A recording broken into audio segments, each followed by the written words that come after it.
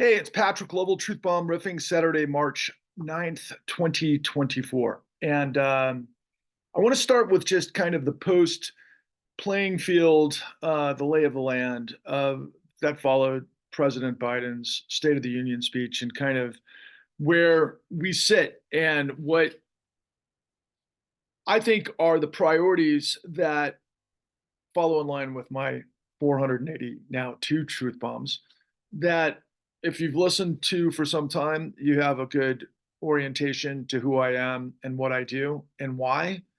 And if you're just now discovering this, my name is Patrick Lovell. I'm a independent producer and a muckraking journalist, and I've created what is the blueprint for what everyone is missing and undergirds really the entire panoply of what literally is causing the most massive train wreck of confusion in my lifetime and maybe in the history of the world. And that work is called The Con, and you can discover that at www.thecon.tv. Just sort of a perspective to start things off. In the aftermath of the great financial crisis, we had at least 10 million filed for, or sorry, 16 million filed foreclosures. We don't have the actual numbers because there's a lot of different ways that you can carve up the data, and a filed foreclosure isn't a foreclosure. I think most people accept that we were north of 10 million. And if you think about the mean average household average in the United States, we're looking at about 3 people per household. So that's 30 million people directly impacted by the housing collapse of 2008. They weren't the only ones. There was much more than that, actually, in terms of the numbers of actual foreclosures. I'm absolutely certain of it. But there were people that had pensions, that were working class, that had saved their entire lives, that had gone into retirement, who had their entire savings wiped out.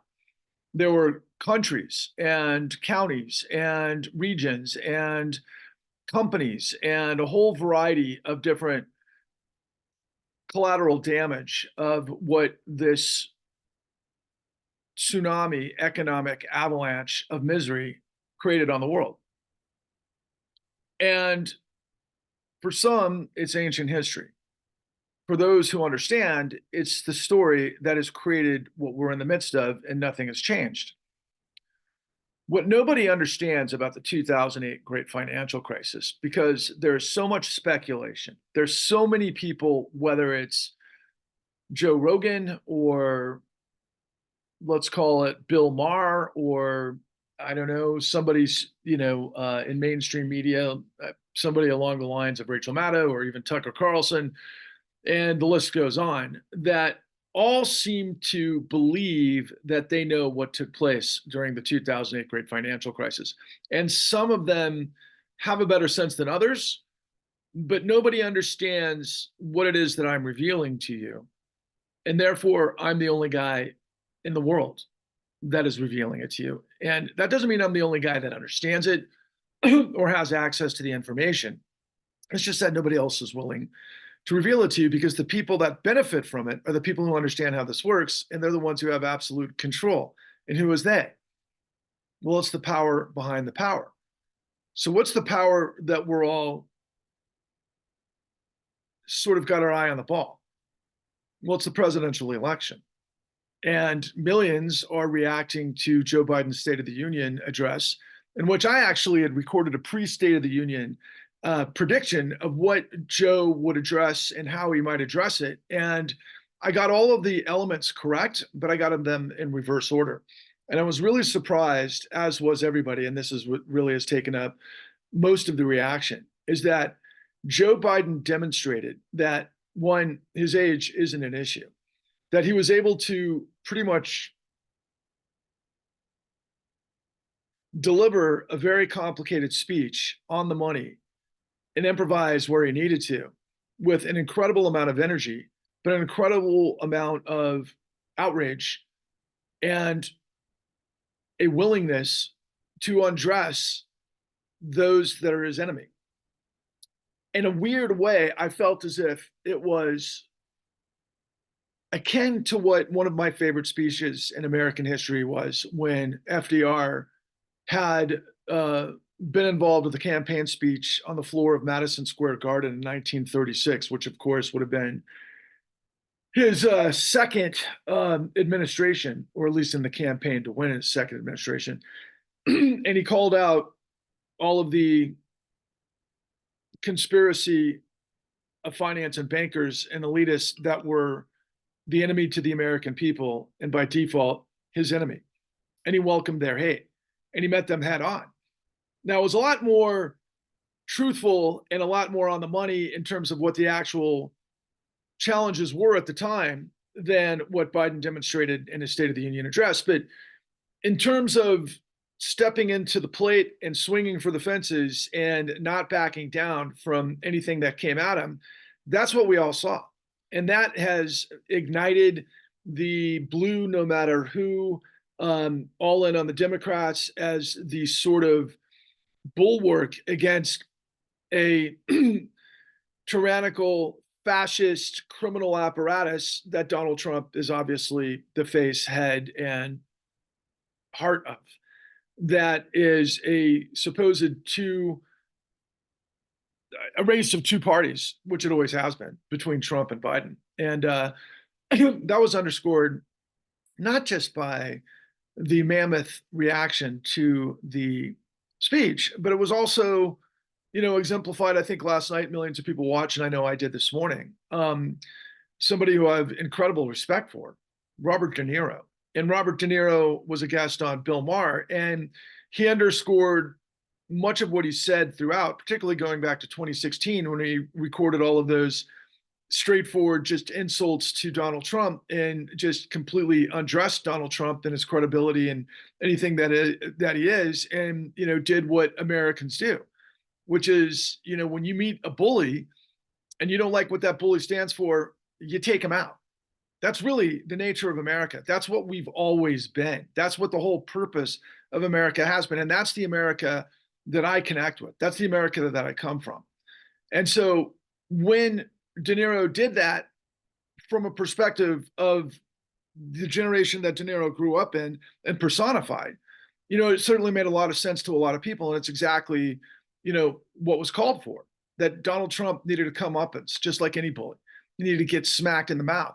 And that's exactly what De Niro repeated last night in Bill Maher. And what I thought was fascinating was he's older now. And what I was watching, while I was watching, I was also reading X comments because Robert De Niro was trending. And predictably, there were many in the MAGA camp that just have this hyena sex bot programming like sort of reaction to try to diminish the power of De Niro, which you can't do. That's an impossibility. De Niro has such an incredible presence and demeanor that, and anybody who's ever been associated with it, that's just who the guy is.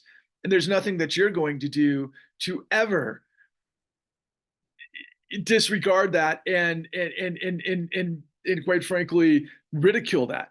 Not in an effective way, because you are the one who becomes the joke. And I think that's what's on display. And it's hilarious because a lot of people were like, they took a soundbite or a clip of a soundbite and they twisted the actual intent of what De Niro was saying to try to make it out like, yeah, De Niro's scared if Trump wins because De Niro said, yeah, he's coming after me and everybody else, right? The point that De Niro was making is that Trump, like any autocrat, because he's a loser, powerless twerp, that when he does get power, he overuses that power and misuses that power in ways that are completely antithetical to everything that is America. And that's really the situation that we're in the midst of. In fact, I'd say a great deal of Americans have sacrificed their lives killing what Donald Trump represents throughout the history of America. And yet here he is. Here he is with incredible committed loyalty from whom? From people that De Niro called out. And to a degree, this is going to kind of backfire in a way, but at the same time, it's true that the losers of the society, or in the case of, let's say, Hillary Clinton, who denoted them as, what did she say? It was, the intent was pathetic, but she called them not derelicts. She called them, and I know if you're watching this, you know what I'm saying, and I'm sorry I'm messing that up. and it'll come to me probably two sentences on. But you do that at your own risk because a lot of people are on the losing side of society because of the nature of what it is that I'm revealing to you. And yet they don't understand it. And so the people that don't understand the world in which they live because they didn't have the education, they don't understand how things work, things are just a complete mystery to them. They look at other people that came out of the shadows or their silos or the underworld or whatever, and they all came up and they found each other and they're like, oh my God, you look like me, you sound like me, we have the same problems. And oh, those guys are the enemy because this guy, Donald Trump, is listening to us and he has been able to, I guess, validate us. And so therefore we're going to, become his army. And we've seen that demonstrated really since the 2016 election, the landscape of this whole thing. And it wasn't the beginnings of this didn't happen with Donald Trump, of course. The beginnings of this happened with the Tea Party, and it's been a part of American society, really the entirety of our American society. It would have been on the side of the Confederates. It would have been on the side of those that would have gotten into Jim Crow. These guys were a part of the John Birch Society. Mostly they're white American male Christian, you know, people that are a part of this hierarchy and the way that culture works and functions and has for quite frankly eons. And a lot of them have been basically beat up, churned up and then sped out of the system that it is that I continue to reveal to you. And so Robert De Niro isn't making a mistake by any means, in my opinion. In fact, he's just doubling down. And what he's saying is that it's a two-party race, and he's just warning everybody that's not on the MAGA side that we've got to come together in mass to be able to, thwart this. It's almost like the sickness. This, like when you're sick and you're on your knees and you've gotten some poison in your body, you've got to purge that, and and De Niro is this really strong personality and the master of his craft and one of the greatest ever. And again, the roles that he's played in what he's done in cinema is just like he's a master of Americana. And when he talks, people listen, and I'm one of them.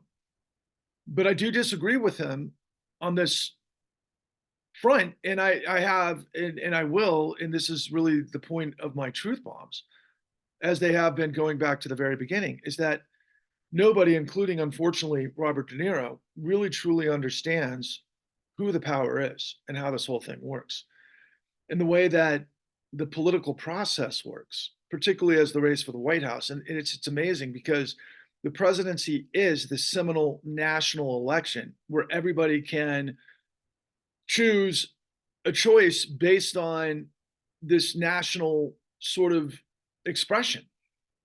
And Joe Biden is, on one hand,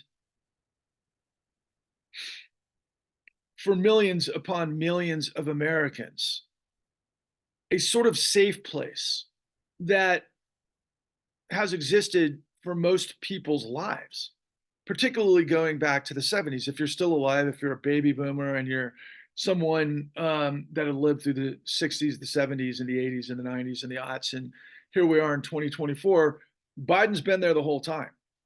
And so Biden has never been anything other than a politician, anything other than an acceptable politician within the Democratic Party and what the Democratic Party has stood for all of those years. Now, traditionally, the Democratic Party, going back to the very beginning of the Democratic Party, was to be a voice and a champion of the middle class and the lower classes, the working class, and as a bulwark against too much power and the owners of capital.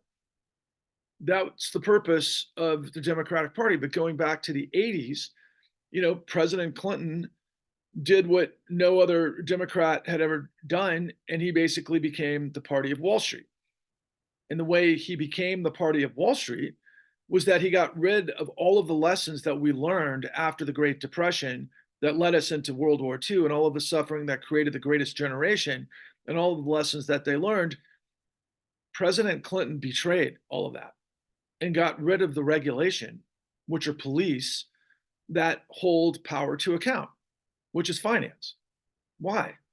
because in a capitalistic economy, and it's interesting when you look at the actual definition of capitalism, it also includes the political system. It's an economic and a political system for the benefit of the owners, private owners that um, that exist for profit, that function for profit, and that's the whole idea. And then the nature of free market economies enables a sort of dynamism, and at least that's the idea, so that so many amazing things that have pretty much characterized our country from the beginning, innovation and just incredible changes that impacted the entire world, came from this system that was born out of a revolution against tyranny, against the monarchy, against central power, against absolute power, the absolute power of kings. The entire purpose of the United States, born out of the revolution of 1776, that was, you know, adapted, not adapted, but I guess solidified in 1783 because of the Constitution and the Bill of Rights, which creates this country of separation of powers, where action, each aspect of government is supposed to hold the other in check, because the founders understood that absolute power corrupts absolutely. And power is all about psychology, particularly. And a lot of what we're all in the midst of is not understanding the psychology. And so Robert De Niro and the Democrats are in full force that Biden is their guy, and they're going to ride it all the way to the end. And Biden has, of course, a lot of downsides, and many people can talk about those downsides. But in a one-to-one comparison to Donald Trump, they're like, you've got to be kidding me. Donald Trump is a 91 indicted criminal that uses family connections to treasonously create a criminal apparatus that cannot allow to be in power again. And the craziest part of this, considering we're going to be on 4 years since the insurrection, that our criminal justice system hasn't been capable of bringing justice to Donald Trump, considering how incredibly transparently criminal all of his actions have been, starting with January 6th. And we can talk about the nuances of exactly what took place on January 6th and what it means. I've said in many of my truth bombs before that Donald Trump has never been the mastermind of anything. And so the January 6th insurrection committee decided to hang everything on Trump, because I guess the strategy was that it'll be easier to hold one guy to account than the entire conspiracy of what was behind Trump to enable the insurrection and everything else that's been going on. But so far, because of the corruption of the Supreme Court, because of the corruption of our criminal justice system that is now on display for all to see, that unfortunately the powers that be, starting with media, for example, MSNBC, which is if you think about Rachel Maddow, she's the communication director of the Democratic Party. And so everything is to basically campaign, propagandize, build the political and popularity behind Biden to ensure that he wins the election, because they're all saying publicly now that we can't count on the justice system to hold Donald Trump to account, which is absolutely insane and pathetic. And it makes me lose sleep at night. But it doesn't mean that Joe Biden is Superman in comparison.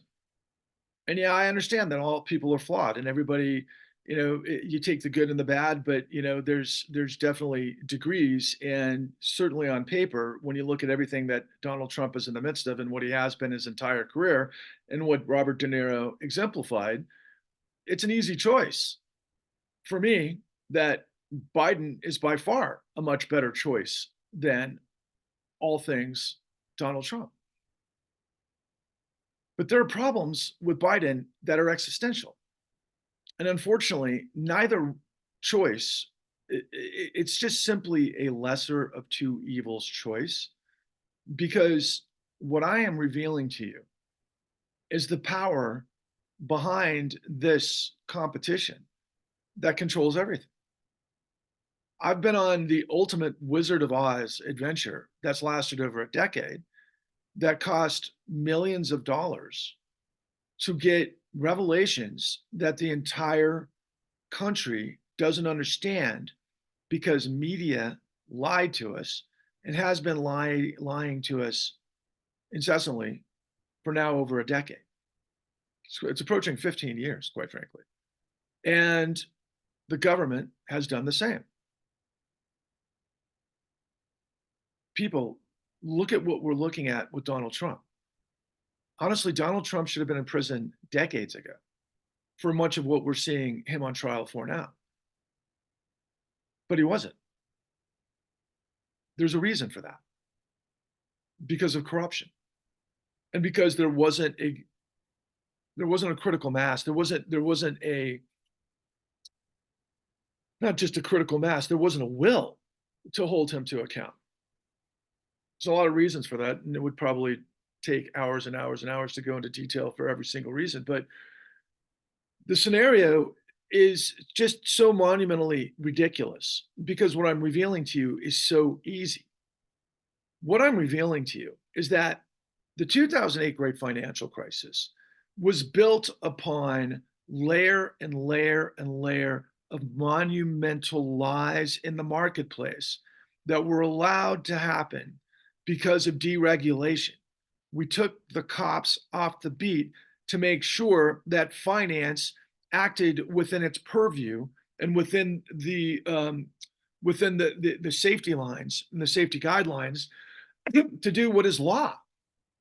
But there were no police that were enforcing the law.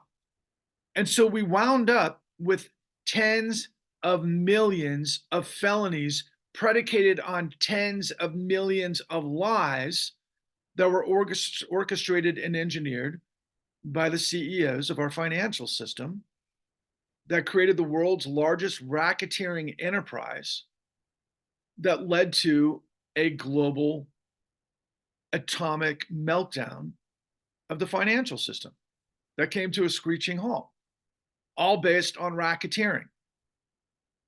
Now, if there was a law that held power to account, which it does exist on the books, but it wasn't enforced, not from the Department of Justice, not from the FBI, not from the Securities and Exchange Commission, not from the Office of the Comptroller of the Currency, not from the Office of Thrift Supervision, not from attorneys general around the United States. And there's reasons for that, all of which that are on display in the con at www.thecon.tv.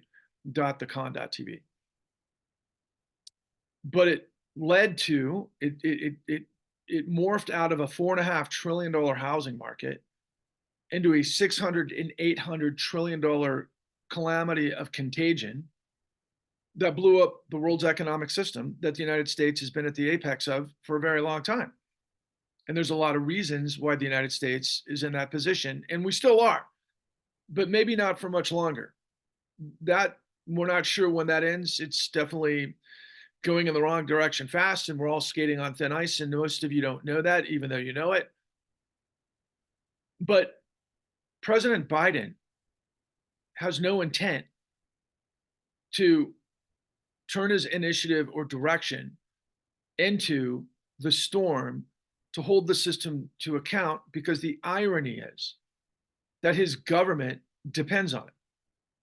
We're not a government of, by, and for the people. We're a government at this stage of the game of, by, and for BlackRock, the largest asset manager in the world, which is the apex of the financial system, which means the financial system is complete control, and they're the power behind the power that controls everything. For those of you who support Donald Trump, do you think Donald Trump is going to be able to fix this problem? He has no intent to fix this problem. This problem works for him. In fact, I think the entirety of the reason why he wants to be in the position, outside of outrunning all of his criminality, it was initially to get a piece and to get his seat at the table.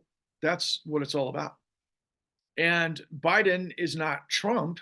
Biden's a different guy. Biden has 4 decades of situations. I'll just, mention a few here. I mean, look, Biden is probably seminally responsible for the for-profit prison industrial complex. He's definitely one of the key players in that. That took place over what, 3 decades ago.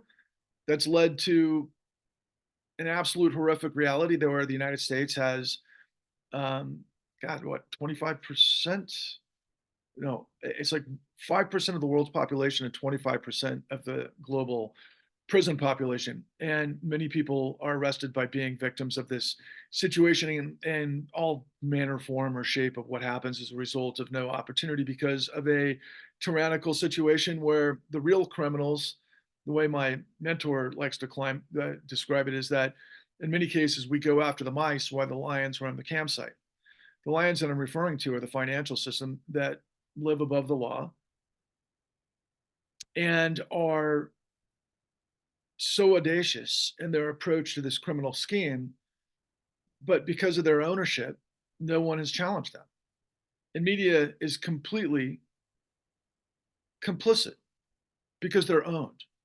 This is the third rail that no one can talk about and why I've been thwarted, I've been censored, I've been turned down, and many of you can't hear it, and many of you don't want to hear it because it's like, God, is it possible that we're that corrupt? And if what Patrick is saying, then what are the solutions? There's got to be a solution.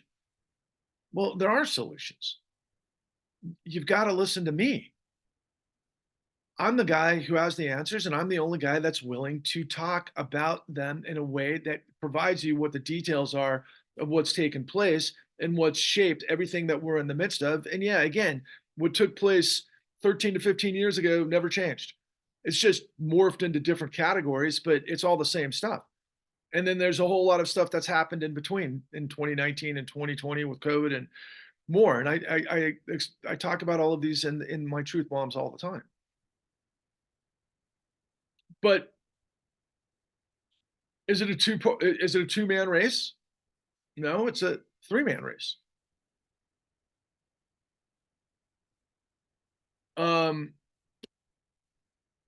because Robert F. Kennedy is in the mix, and Robert F. Kennedy's play to it's really intriguing to me. Really intriguing to me.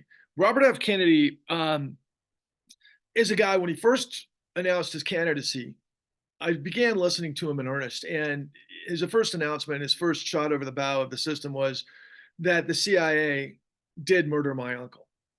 What a hell of a proclamation. And I was like, because I've been very fascinated with the Kennedy assassinations for a long time and the CIA's role, it was pretty intriguing to hear him say that initially. And, I began listening to him, and a lot of his positions were well thought out and very interesting.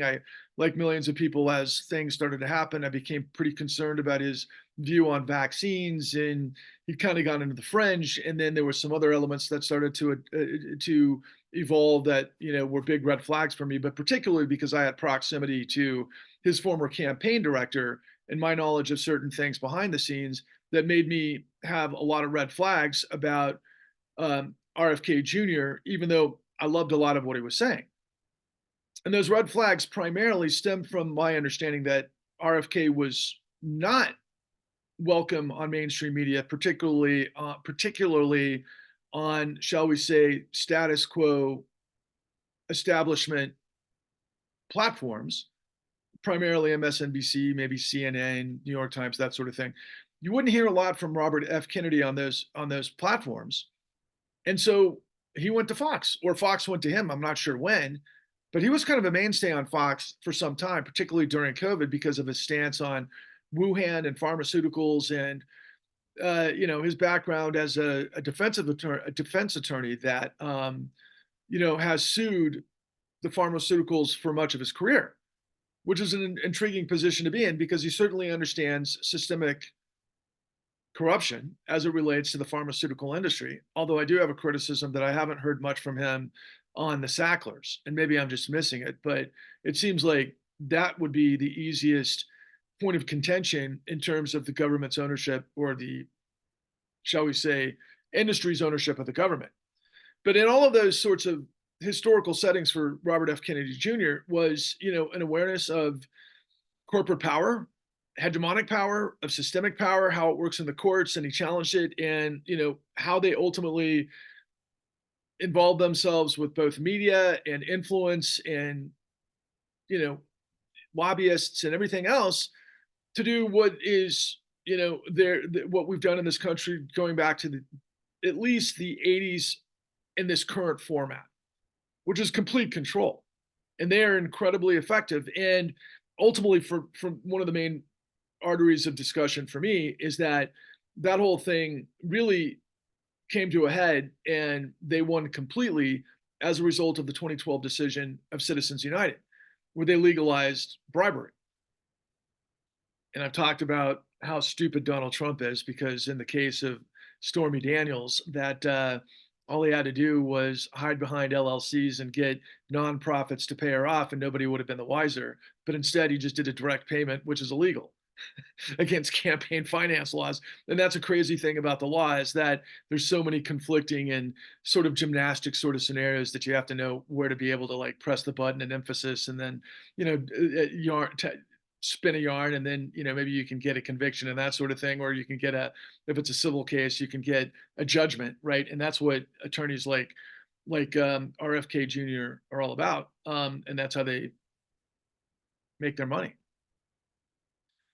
So, you know, on the one hand, when RFK came out and he made that proclamation, and I started to understand who he was, and boy, did I have a lot of interest in how he, you know, channeled his uncle, particularly as it related to his view on Russia, in light of, you know, their heroic commitment to defeating Nazism in World War II and everything that that implies and everything that you should consider when exploring a relationship with a country as important and powerful as Russia. That I was very intrigued with his framing. And he's a very smart guy. He's a very thoughtful guy too. And so, I was impressed not only by all of that, but the guy is fit at 69 more so than maybe I've ever been in my life. I mean, I still have to find out what he's on, which is incredible in terms of his build. I mean, it's almost like, how is that even possible? But I was very for many years sort of attracted to his stance on environmentalism and environmental issues, and then also the fact that he was married to Cheryl Hines. I've always been a big fan of Larry David, and I love Cheryl Hines. And the guy windsurfs, and he's very active. And I see videos of him skiing, and I've been a skier and a snowboarder my whole life. And guys that support him are guys like my heroes, Kelly Slater, the greatest surfer of all time. I mean, obviously some people would argue, but maybe not. I mean, for me, Kelly Slater is the greatest surfer of all time. And also Travis Rice, the greatest snowboarder of all time. Both are in the Kennedy camp. And that's cool. So that means if he's good enough for them, he's good enough for me, except I know a lot more about certain things than those two guys do. Obviously, I'd like to be their friends and go snowboarding and surfing with both. But at the same time, we because of what I've done, I understand finance and government and policy, and I understand who's in control and why, and I've always understood power. And Kennedy does too. And see, this is why there was a big red flag for me, because I know Kennedy's former campaign director and where he was coming from and certain things, people he had relationships with, but particularly, as I mentioned previously, Robert F. Kennedy, was kind of a darling of Tucker Carlson and Fox.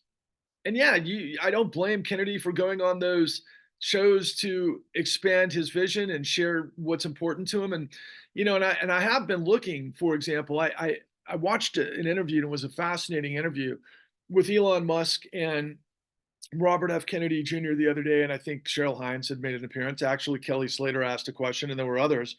The guy that is the new partner of Matt Taibbi was Schellenberger, I guess his name is, was kind of co-hosting the questions. And a lot of what shocked me about that interview, because it was hosted by Elon Musk.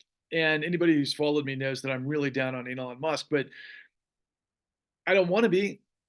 I've been a fan of Elon for a very long time. I thought Elon was one of the greats that could change the world and has. And I loved his style in many ways, and I found him intriguing and everything else. But ultimately, since he purchased Twitter, it was just completely clear to me what the whole point of X's and the whole point of where um, Elon was going. And that's the thing about, if you pay attention, and that's why there's 481 truth bombs that I have available on Patrick Level Truth Bombs the Con. If you want to try to understand the continuity of me, I encourage you to delve in. But you know,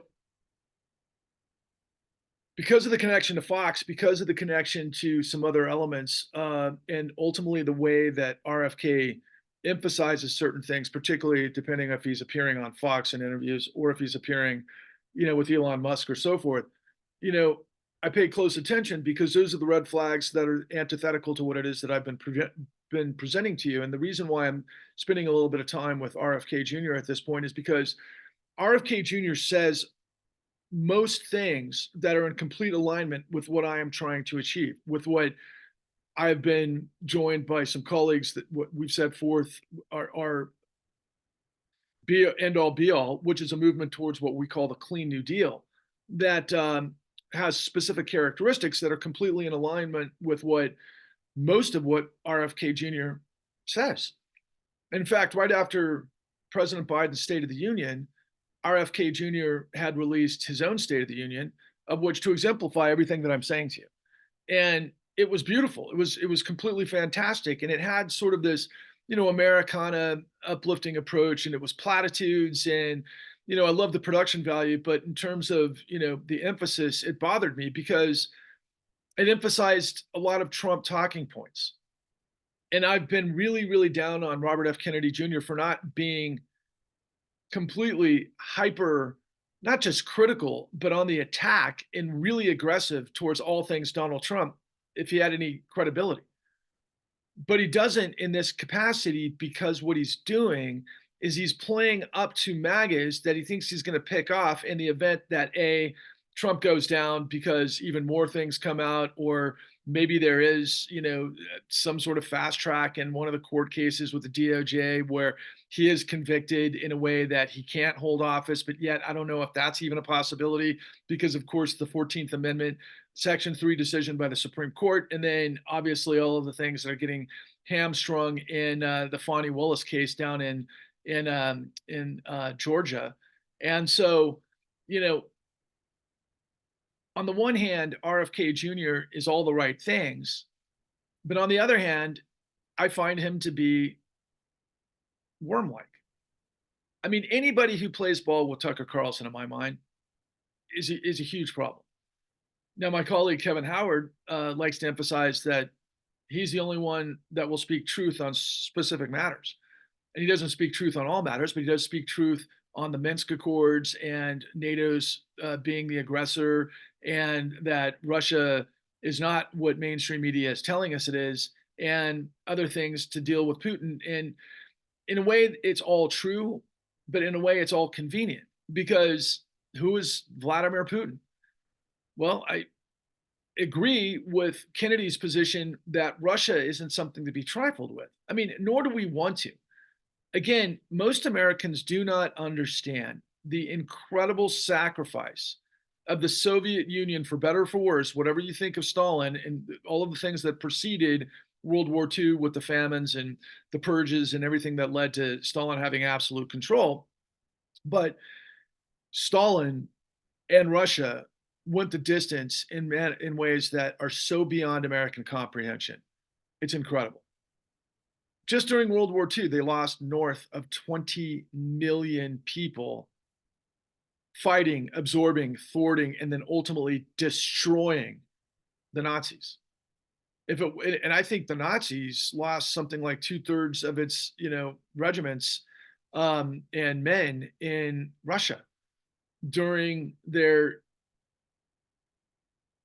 well, it's right on the tip of my tongue, the entirety of the Barbarossa project, right? I mean, it was always implied by Hitler that the entirety of his mission was to start by, expanding through Lieberstrom, to create more room for Germany, was to conquer Russia. And of course, he did that through Ukraine, which, of course, a lot of people, particularly that are anti-NATO American involvement with funding Ukraine, that there's a lot of neo Nazis that are fighting the Russians now. which is such a weird, peculiar scenario, but it's significant. And the war in Ukraine is absolutely beyond most of our comprehension. I'm pretty certain that over 350,000 people have died, and maybe it's 500,000 people in Ukraine. From what I understand, most of them Ukrainians. And it's a wicked, wicked mess in a massive way.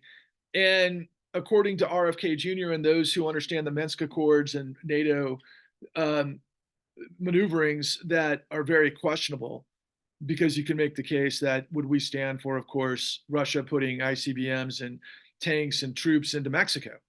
It's kind of the equivalency. How long would that last and to what end? It probably wouldn't. Of course it wouldn't. And, so there's that. And, Russia has retracted for the most part ever since the fall of the Berlin Wall, and the Warsaw Pact member countries have become NATO countries. And that's the expansion, and Ukraine and the Donbass and all of the things that were pre-Minsk Accords were the red line for Russia. So there's that. So there's a lot of misunderstanding by the American people writ large, because the American people are too busy spending money on credit trying to go to Super Bowl games and Starbucks to understand what's really going on in our world, while watching a lot of Netflix and pretending like the rest of the world doesn't exist. That's really the situation with the American people. But suddenly you have something that ricochets the economy, and there's certain groups that come up, and then MAGA is real, and the MAGA is a force to be dealt with because of all of the things that are happening. And we're in the situation where it looks like a two-party race, but it's not, because Kennedy is in a position to either do one of two things. He's either going to split the Democratic vote, which is going to work for, even though he's an independent, but even though which will ultimately benefit Trump. But at the same time, there's a side of me, because of my understanding of who's kind of manipulating the whole MAGA circus from a PR slash communication slash all of the different entities that are deeply embedded with all things the right wing media. And Fox is just one piece of that. In fact, most of it's online, and most of it's on X, and most of it, revolves around Tucker Carlson as kind of the apex, and now is morphed into Russell Brand. Of course, Alex Jones is all over this. And then, to a lesser degree, guys that ride the clickbait wave, or guys like Jimmy Dore and many others that just basically parrot and create echo chambers and for Tucker talking points that are primarily all things that, if you're Vladimir Putin, you certainly would want to penetrate the United States. And if you understand what the KGB and the CIA have been involved with throughout countries throughout the world throughout the Cold War, post World War II, what's going on in this country is what's happened in every country, but it never got to our shores because we were way too powerful to allow that to exist. And what we're talking about is basically a failed state because of everything that I am revealing to you, that's led to this confusion and this carnage, where misinformation and disinformation and cherry picking and weighting of emphasis, where somebody like Tucker Carlson could present on occasion truth, but just to mesh in a whole bunch of lies. And you can't basically see the forest for the trees because you're getting played. And who am I? Again, I'm not a guy that has millions and millions of followers, which I should, though, because the information that I have literally impacts directly north of 30 million people. But really, it's about 150 million people that were swept up in the 2008 great financial crisis that never recovered. Look around at all the cities. I mean, it may be your own experience. We had collateral damage in the millions that led to divorces, that led to homelessness, that led to broken marriages, which was what I call financial terrorism. And it all came from our financial system, based on the schemes that they operate that you don't understand. And you can see on display completely at www.thecon.tv for free, because all the American people buy our lies. But we're trying to create the clean new deal. And the clean new deal is the answer to everything. And it's not something that Biden, at the moment, has any interest in. Biden's priorities, as I indicated in my pre-State of the Union critique, and then ultimately all of the points that Biden covered, but yet in different order. but included the economy, which is a bubble economy, which is created because of what it is that I'm revealing to you. And ultimately, all of the inflation and all of the hyper asset prices and people working a myriad of jobs where they can't get ahead and they're always hanging on by their fingertips, but they don't know what's going on. But yet everybody knows the system is corrupt, but they don't know how the system works and they don't even know what the law is, let alone how to hold it accountable. And that's, a lot of stuff to put on somebody who's just trying to survive. So what we've created is this notion of the Clean New Deal, and the Clean New Deal has a bunch of different degrees that have been pretty much pillars of Robert F. Kennedy's presidential campaign, and that's just picking up steam. But what I'm watching for is what I've been nervous of the whole time. So, for example, when I watched this interview with RFK and Elon Musk was terrific. Elon Musk was precise. He asked these great questions. He said things that made me really like him and who he is and why he's an American and what it's all about. And I just thought to myself, how many personalities does Elon Musk have? But Elon Musk has a lot of power and a lot of money. And he is in a position, quite frankly, and he was meeting behind the scenes with Donald Trump last week, where he could make all of Donald Trump's legal nightmares go away in terms of the amount of money that he owes, as well as back his campaign and put it all on X. And maybe there's a reason that would benefit. Sure, it would benefit, the other head of Elon Musk in monumental ways, and bring out the worst of Elon Musk, as I've seen over and over and over, with this twisted vertical that he's created with primarily Tucker Carlson. But that wasn't on display when he was talking to RFK the other day. And they just made so much incredible sense. But then they started talking about things like the border, which are talking points for Steve Bannon and the MAGAs. And they think that they've got, Biden and the Democrats, corralled on that, which is a huge political situation to help Donald Trump get elected. And then there's other things like basically pharmaceuticals and COVID is really what it comes down to. Whether it was the Wuhan virus and all of these other things. And I've watched, the echo chamber being built by Elon Musk and Tucker Carlson, and I hate to say it, but Matt Taibbi and Glenn Greenwald and Jimmy Dore and so forth, that they all echo these points because they know that this is what MAGA responds to. MAGA's like, I didn't want to take the vaccine. I didn't trust Big Brother, and I wasn't going to get it. And who cares if a million people died? It doesn't really matter. You shut down everything. You guys have complete control. You're coming for my guns, and you're the tyrannical power. Now they got half of it right and half of it wrong, but for all the wrong reasons in every direction, because they're being manipulated, because everybody who is in positions of communication, they can express and build arguments based on nonsensical confusion to basically use psychological tricks to be able to plant certain truths that are close enough to your real world experience, and then spin yarn to reset the table to cast blame in a direction to where you're completely manipulated. And a lot of this stuff is happening through bots. I call them sex bots, or they're hate trolls, or they're some form of mechanized, vector that's responding and that's plugged in on through the manipulation of X, that is creating this never-ending, propaganda machine. And I'm in direct conflict with that. And what's amazing about the information that I'm providing you, first, when we released the con, and I've been a professional producer for over 2 decades, I know the system, I know how it works, I know how you have to get representation. We did. It was very, very hard to get the right representation. And then they go to all of the outlets, be it Netflix or HBO, and then hopefully you land on that, and then you have PR events and you have film festivals or something to help generate information, and then you have social media campaigns and all of those things to try to get people to listen to you. And ultimately we were shut down by the system, because what I reveal is who runs the show and what they got away with and how they did it.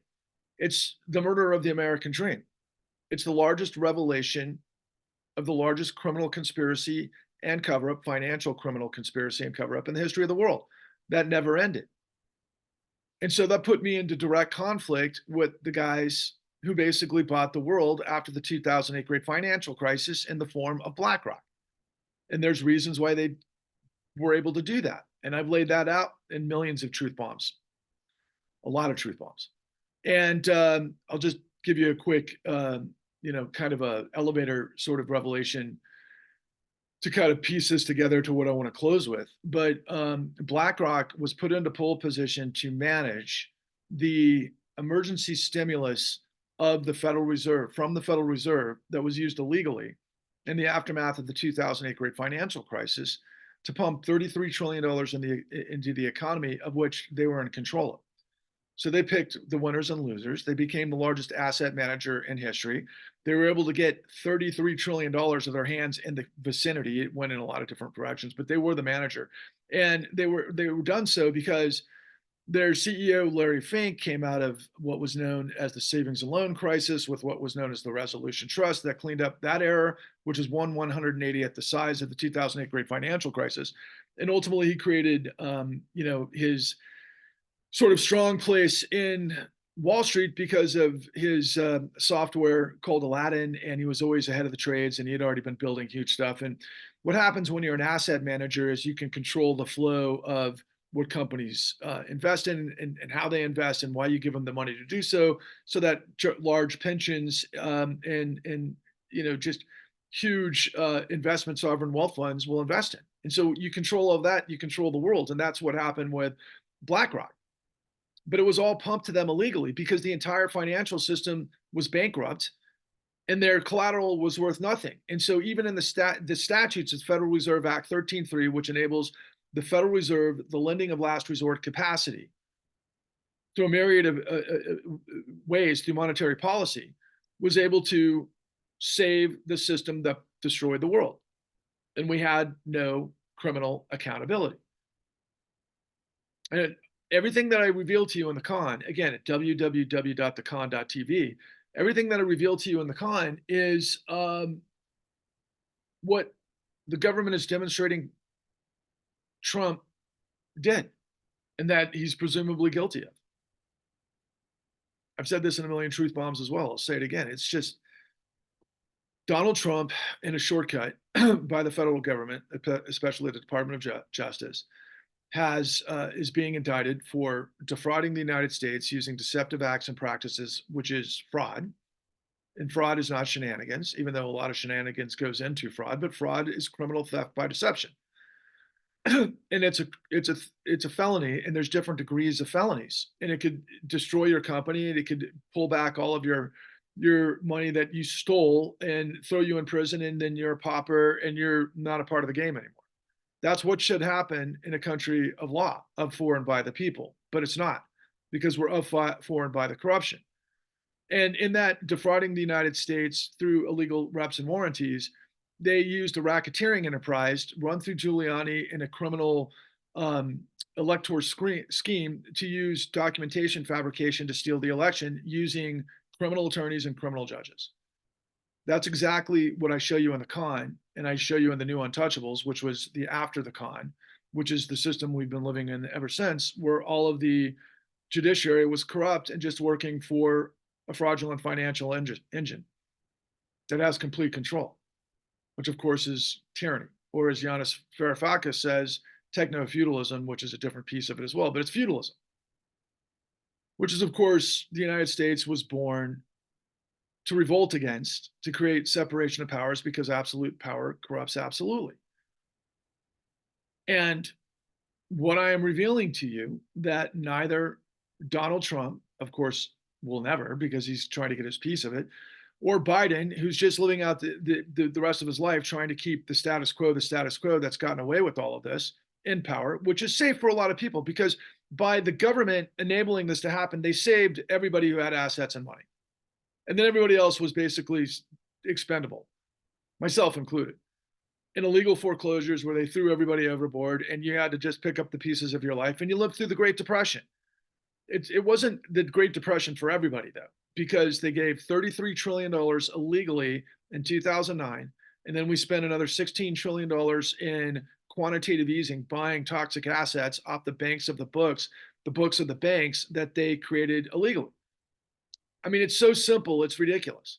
I mean, this stuff is like child's play in being able to prove. And what I can't get over is the fact that we live in an age where we have the technology where satellites in outer space can zero on any carcass throughout the world and spot a fly. And yet millions of people are none the wiser, with billionaires and billionaire apparatuses stealing trillions from you.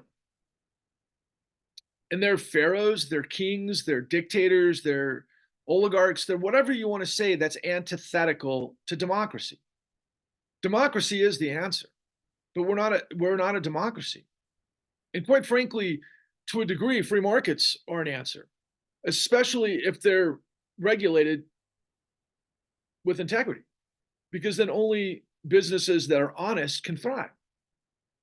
And that's the way it should be. And so, what I am revealing to you is a pathway to understand what's happened to us that neither Biden or Trump, or of course, not at least not yet, RFK Jr. And I've got hope that RFK Jr. will come to this.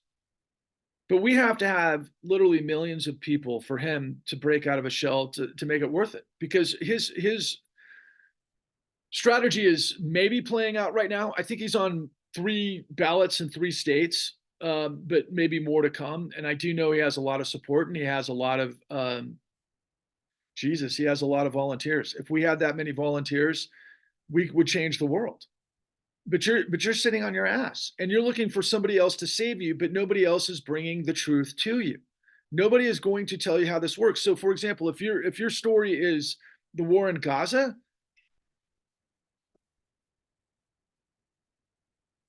the war in Gaza is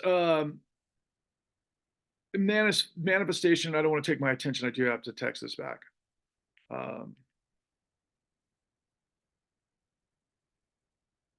Look, what we saw in the State of the Union address was pretty unbelievable. That the United States is going to build like these, I don't know, you know, pillars off the coast of Gaza to be able to provide, assistance. And then they were airdropping, food, of which I read yesterday in the New York Times that that one of the crates didn't open and 5 people died. Could you imagine going through all of the suffering that you were going through only to like finally see that you're going to be saved, and then the parachute doesn't open and you get killed by a giant crate of food?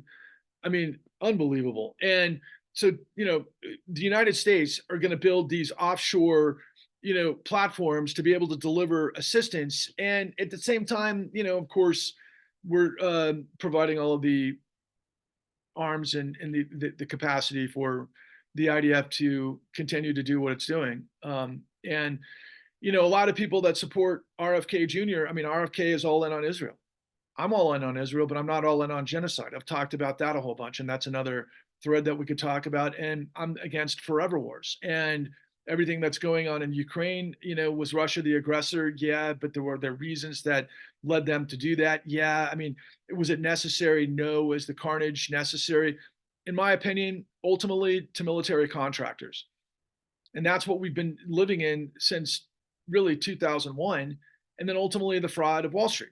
So it's really the military contractors, the fossil fuel dependents, and the corporations, and then the financial sector that are in complete control, that own the courts, and everything else is bullshit. And that makes it, a regime of tyranny.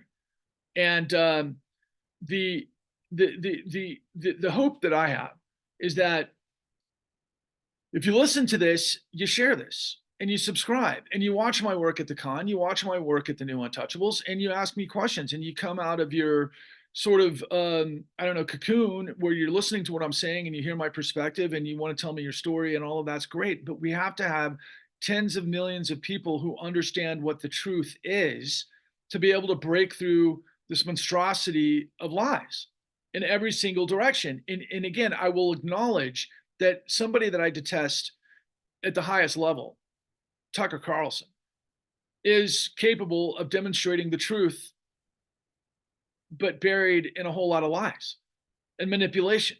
And that's what he is. And that's what he gets paid to do. So for what outcome? And this is my biggest fear of RFK Jr. What if Trump asks RFK Jr. to be his vice president? Now, from where I'm sitting and what I've heard, I don't think it's possible that RFK Jr. would be his VP. But what if? Now that would just be insane. But everything is insane. And what happens when you are a weasel, and I'm not saying that RFK Jr. is a weasel, but he's got handlers. He's getting paid by somebody. And I think I know who that somebody is. And I think you can unmask that somebody because he's all in on crypto.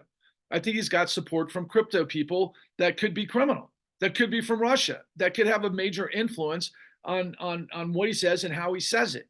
And if he's working for them before he can get a critical mass of people that donate to the campaign and everything else, will he pivot and then, basically really delve deep into what crypto is all about? Because crypto just hit new highs again after all things Sam Bankman-Fried and FTX. Crypto's back, so is Bitcoin. But what does it serve besides, the mining capacity that creates all sorts of pollution?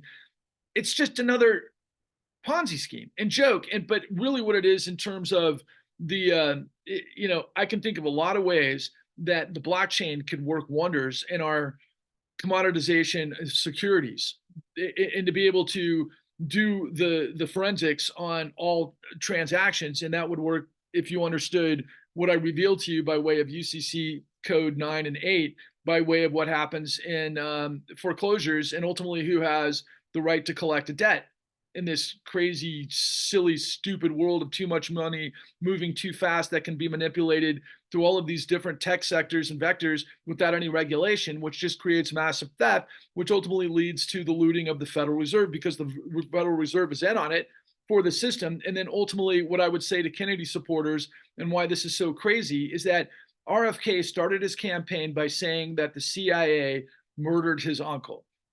There's a lot of people that I respect that don't think that happened. I think that happened completely. And I think that so much more happened over the course of the last 7 years, of which, if you watch that Tucker Carlson interview with Vladimir Putin, Putin basically tells us who's in control of the United States. And he considers them a viable, somebody he respects as a opponent. And he's Mr. Three-dimensional chess at all times, right? Because that's who he was at the KGB, and that's how he operates. And Navalny and yada yada yada, and everything that he's ever done, and the poison assassinations in London, and his money in this the city, and also in New York and Los Angeles. I mean, dude, he's a diabolical villain, and he's not a communist. For anybody who thinks that Russia is communist, he's as far from it. But he's maybe more towards the Romanovs at this stage of the game. And if you don't understand that, I'd recommend watching Peaky Blinders. And where do I come out of this? Because it's ultimately the clean new deal, right? And so if Patrick Lovell has got the information that the sum total of the entirety of government that has a $90 billion a year budget to the Department of Justice and the Federal Bureau of Investigations and the Securities and Exchange Commission and others, to be able to prevent everything that I'm telling you, but they never did, what value does Patrick Lovell have? If the entirety of media with tens of thousands of employees and billions of dollars in budget, if you take the sum total, has completely hidden what it is that I'm telling you, what is the value of Patrick Lovell? I know that there's many even close to me that are like, they're not listening to you, and nobody's going to listen to you, and the system is going to censor you. Or in the case of Twitter, and I've experienced it directly, and I hate hearing whatever personality head of Elon Musk claim that the most important thing to him is free speech in a democracy. Meanwhile, he does just the opposite because he throttles down my voice, and I know he does. As did BlackRock, and I never finished that point, that BlackRock owns everything. So when we came out of the 2008 great financial crisis and BlackRock was the administrator of the tens of trillions of dollars that were being run illegally from the Federal Reserve into the system, they became the largest shareholders of all of media. And they knew I was out there. I know for a fact that our stuff was in front of the former CEO of HBO. And if he knew, everybody else knew. And there was a reason why nobody actually came clean. And what happened, and ultimately the ultimate villain in all of this stuff is Barack Obama, because Barack Obama let Wall Street get away with it. In fact, I think that's why Barack Obama became Wall Street's darling, And he was playing ball from the very beginning. And I know that he knew everything that created the great financial crisis because he wrote the anti-predatory legislation when he was in spring. Uh, what is it? It's funny. I'm thinking of the Simpsons town of the same name, but I can't finish it. Is it Springdale, Springville? Boy, how stupid am I? The capital of Illinois. Anyway, when he was a senator, a state senator, when he was a can't remember that term either. God, when you go on and on and on, you can't remember certain specific names that really kind of mess with my credibility. But hey, oh well. I mean, he was a junior. That's what I'm trying to say. A junior senator from. It's right on the tip of my tongue. Springville. What is wrong with me? You've ever seen that Simpsons episode where nobody knew if it was in Oregon, Illinois, I think Massachusetts, where the Simpsons lived? Oh my God, it's been on my mind for 30 years and I can't think of it at the moment. It's crazy how this works sometimes. But yeah, so Barack Obama wrote the anti-predatory legislation and he understood all of the different layers that went into predatory legislation that ultimately blew up the African American community because 50% of the African American household wealth was lost in 2007 as a result of everything we show you on the con. And then he flipped sides and he had relationships with the Pritzkers, the billionaire family out of Chicago, and really all the financial system of Chicago. And he really and quite frankly, and this is really incredibly ironic that obviously Oprah Winfrey for media was all in on President Obama, and really, why wouldn't we all be? Because he was brilliant and he was a spectacular orator and he was incredibly charismatic and he was a fantastic athlete and all of those things that was just the perfect guy at the perfect time. But ultimately, what he did was he put all of the guys that blew up the world back in power. And then he let Wall Street get away with it because his attorney general was up to his eyeballs in corruption. Eric Holder, the first African American attorney general in the United States, let the biggest betrayal, this side of Jim Crow, to the African American millions of African Americans around the country, and all of that made Trump inevitable. And nobody's talking about the realities of who's in control and who has the power. And the way I've looked at this power since 9/11 is that they have got such an ultra squeeze on power in that the competition is between the power of the left and right, but between the billionaires on the left and right. And there is no left. It's just oligarchs in every direction. But there is billionaires on the right that want a fascist, outcome. And they have since the John Birch Society. I mean, it just the same matriarchal, white Christian male dominated hierarchy that this country always was from its very foundation. And we've always had a struggle between liberty and justice for all and, just the opposite. And that's what we're still in the midst of. And so at the end of all of this, what I'm trying to say is that nobody will reveal the answers. They're all cherry picking one thing or the other, depending on how they serve. They're all calculating. They're all playing three-dimensional chess. The only one not playing three-dimensional chess is Trump. Trump is telling us exactly who he is every single day, and he's a criminal apparatus. And he's a stupid one at that. And if the reality that the Saudis had invested $6 billion between Jared Kushner, his former Treasury Secretary, and there's so much more to not Jared Kushner, Stevie Mnuchin, and his son-in-law, Jared Kushner, and everything that reveals.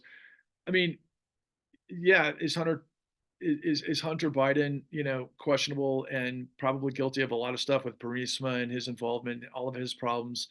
But in comparison to the Trump clan, not even close. Guys, we're a distorted shipwreck of corruption and failing state, and the United States is better than that. Guys, we have the best of the best in every sector. We watch every Sunday on football these guys that come from all over the world who work their ass off in the meritocracy to get the playing time on the field. And yeah, there's a lot of politics that goes into that too, but you don't even get to be able to get your cleats on the gridiron on NFL if you weren't one of the best. And ultimately, that's the meritocracy. And that's what we champion. That's why we watch it in millions. We want to see the gladiators battle it out so that eventually we have a champion and that regenerates itself every year. That's brilliant. It's a reminder of the competition and the struggle and everything that people have to go through to sacrifice to become the best of what they are. That's really what the United States is, but it isn't. That's what I represent. And I'm not lying to you, and I'm not cherry picking, and I'm not yelling at you, and I'm not telling you everybody. I am telling you everybody is full of shit because they're picking and choosing different things without telling you what the real story is. Because apparently nobody can go there because you have to have finance. We have to have finance, but the thing that we don't have to have is finance controlling and being above the law, controlling our government and being above the law. You heard me earlier say we're not a democracy. We're not a democracy. You heard me earlier say that we are not a free market economy. Our economic system and political system is not capitalism. It's just simply theft for the power, which is tyranny. We are not a democracy. We're a corporate fascist state undergirded by a criminal syndicate that uses socialism, the full faith and credit of the United States, to steal trillions of dollars at the behest of everyone to guarantee the mafiocracy, which is our financial system. It's the mafiocracy. And now they're fueling fascism. That's all autocracy is, complete control. And millions of you are buying it. That if you go that direction, you're going to Trump. If you buy the upper version of that, you're at Biden. If you're somewhere lacking either one of those, you can look to RFK Jr. and maybe he's someone who can deliver if he wraps his head around everything that I'm telling you and he comes clean and he actually becomes transparent about it instead of playing games with Bannon and the border and all of these other things where he can, create word salad to ultimately confuse the issue while telling a lot of truths about other things.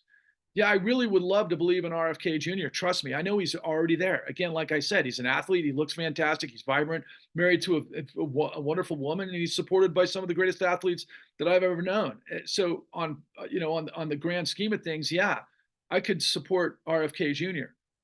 if he doesn't become Trump's VP or he doesn't go all in on Bannon, which I don't know yet.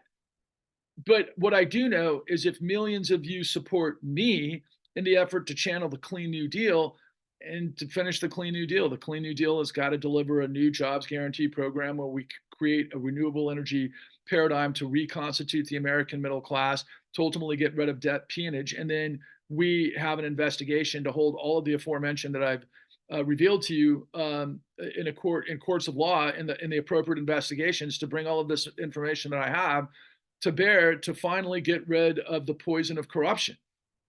And if we can do all of that, there are answers that we've already that we've already achieved in the previous generations of Americans that would be all about, like I said at the beginning of this very long truth bomb, like the generation that Robert De Niro came up with, which was if there was an ass clown bully like Donald Trump who comes up on the park to try to throw his weight around, he's going to get his. Generations of Americans have killed people like Trump to prevent them from coming to power all over the world. That's why we were a superpower. And that's why we actually had credibility and we served democracy and integrity. But instead, we're now this corporate fascist state that is upside down, inside out, and everybody is corrupt until we break through. Can I somehow find 1,000 of you to pony up and join me? Can I get 1,000 of you to try to spread my message? Can I get 1,000 of you to learn? Can I get you to call me? Can I get you to watch my stuff? It's free. And can I get you to understand all of the elements? And together we can start getting this information out there. Because if I can find 1,000 of you, I can find 10,000 of you. If I can find 10,000 of you, we can find millions. If we can find millions, then we can be in a position come this summer where we can create what might be an independent convention to create the grand scale of what the Clean New Deal is. And did I finish with saying that the stuff that we need to actually deliver is a new Glass-Steagall to separate commercial banking from investment banking while holding power to account, which is the point that I was saying earlier, throughout, and then ultimately end Citizens United, which is legalized corruption. And there's other ways that we could, get to a point where it's like, look, man, people who run for president should get like some sort of budget, and they have, like in Europe, 6 months to be able to debate, and they debate the issues, and it's one and done. It's not 2 years of campaigning, an entire apparatus of media to basically create this hyper distortion racket so that you can't see the forest for the trees, and buy into forever wars, and to buy into looting trillions for these billionaires that are going to hyperinflate the assets that you think you're going to get your piece, but 99% of you are getting fucked.